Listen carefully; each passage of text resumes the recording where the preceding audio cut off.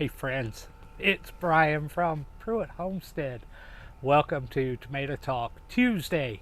Tuesday night is our night to get together and let's just chat about tomatoes. Why? Because I love growing tomatoes. I love eating tomatoes. If this is your first time joining Pruitt Homestead, let me tell you about us. We have a quarter-acre homestead in the middle of a subdivision. We grow about 80% of all the vegetables we consume right here on this piece of property.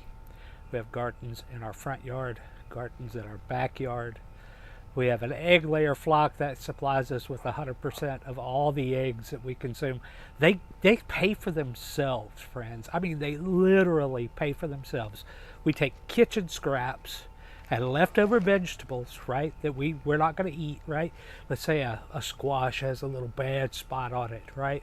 Or our cucumber, maybe a rabbit came in and gnawed on our cucumber. Well, we'll feed that to the chickens and they give us eggs, right? And then we take those eggs and we sell some of them, and that pays for the feed that we have to purchase for them. We also raise meat chickens twice a year, and that gives us 100% of all the chicken we consume. And we don't buy beef from the grocery store anymore either.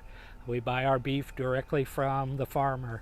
We feel like it's a better way of supporting local agriculture, and we feel like it's a better product. We know exactly what we are getting, and we know that all the beef that we eat for that period came from a single animal. And that's important to us. It helps us to know where our food come from. We like to say we like to get intimate with the food that we eat. So that's why we grow vegetables. That's why we raise our own meat chickens. That's why we have an egg layer flock. Excuse me, I got to get a drink. Too much fresh air. So yeah, that's Pruitt Homestead. We love what we do. Our mission statement is be self-sufficient. We feel like we do a pretty good job of that. And then encourage others. Be self-sufficient, encourage others. And that's what Tomato Talk Tuesday is, and that's what Porch Time on Sunday night is. That's our opportunities to encourage you to be a little bit more self-sufficient, maybe to grow a little food, provide for your family in a different way than the regular 9-to-5 job. Is it hard work? Yeah, it's hard work, and we love it, and we think it's a good way to live. So Tuesday night, man, here we are. If you got questions, as you come on, say hi. Let me know you're here. Let's swap over here. I see 8 of you here. David, I'm so glad you are here. Do strawberries have worms? Should you always soak them in salt water? Good question, David. I don't see worms on strawberries, but I do see slugs, right? So, yeah, inspect your vegetables. We always inspect everything that we eat, right? Do you need to wash it? I don't know. If it's good enough for the slug, probably good enough for you. But if you want to wash it, wash it. If you spray any type of an insecticide, I always recommend washing that food. Matter of fact, we're talking about insecticides tonight, and I'm really excited about that. David, I think this is my first time talking to you, so welcome to Pruitt Homestead. I'm so glad you are here. So let's dive in. Let's talk about pests and tomatoes. Now is a great time if you are growing tomatoes, now is a great time to really get into inspecting the plants, right? Taking a look under those leaves, see what's going on, right? Because you'll find eggs, you'll find worms, you'll find pests.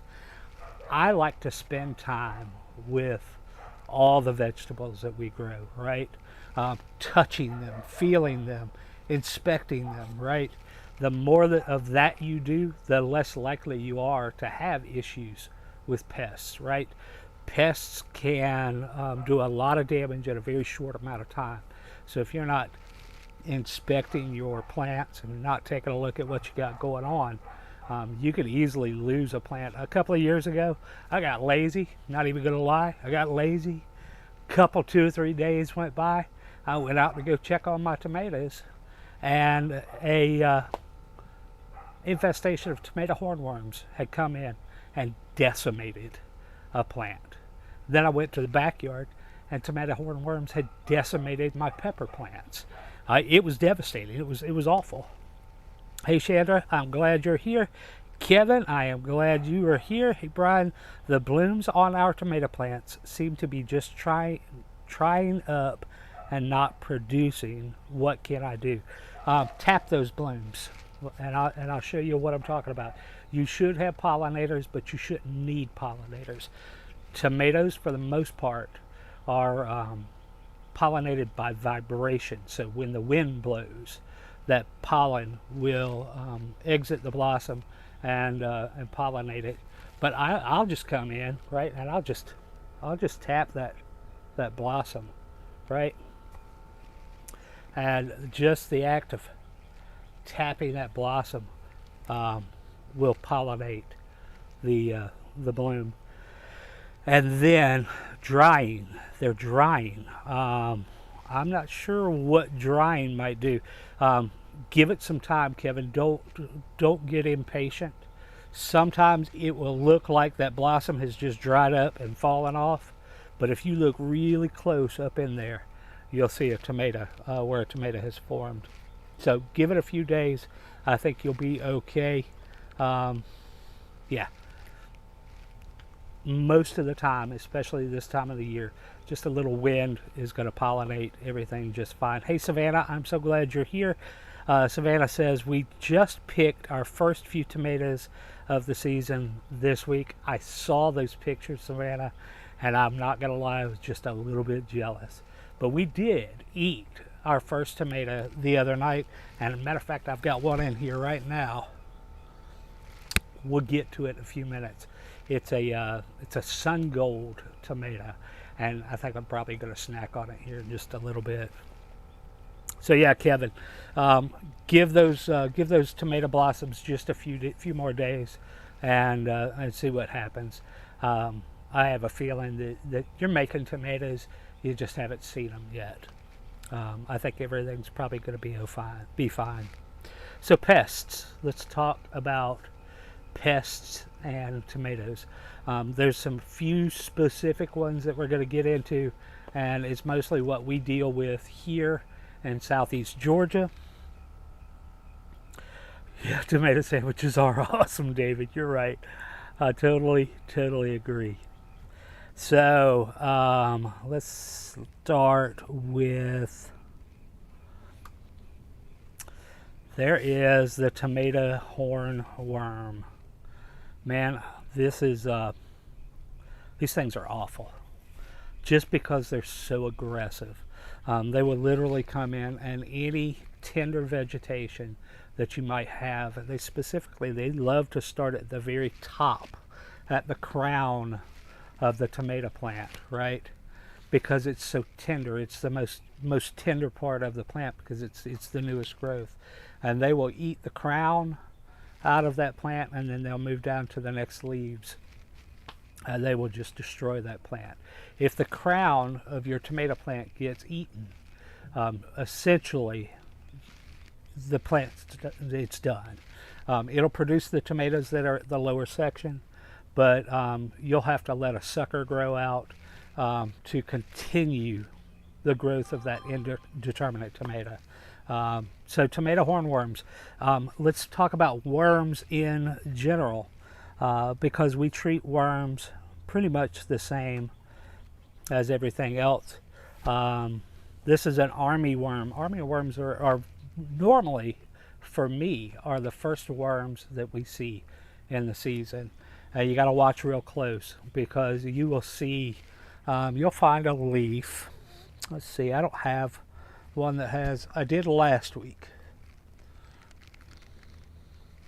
But what you'll find is you'll find a leaf that looks like it's just a skeleton of a leaf. And if you turn that leaf over and look on the bottom, you'll literally see an infestation of army worms.